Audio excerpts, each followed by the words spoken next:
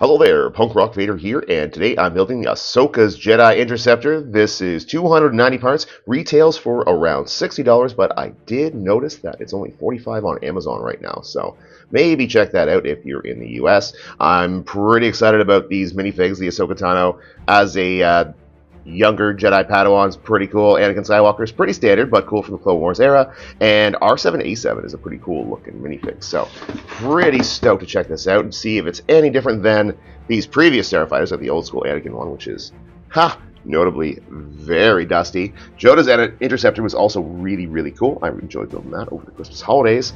And we've got some cool play features, but we'll see how different this is from our more traditional one. Let's take a look.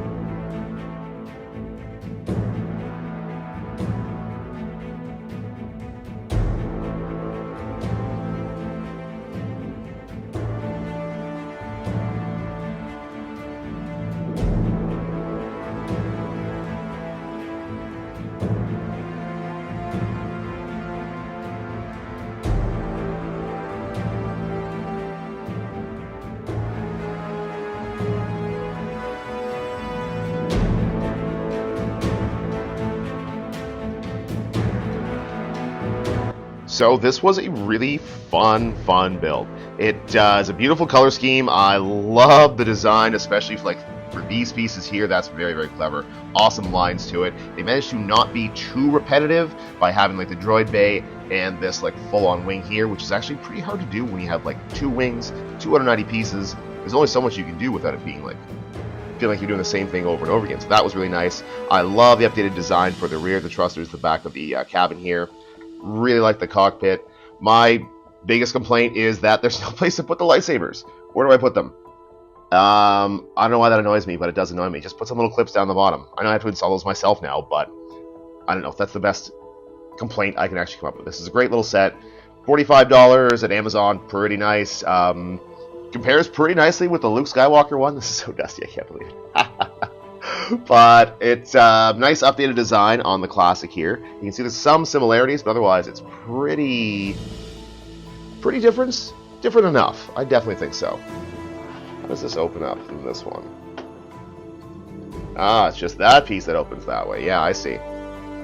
So a little different there. Otherwise, yeah, very different design. Yeah, you can see there is a few notable differences here, actually, with the way these connect on.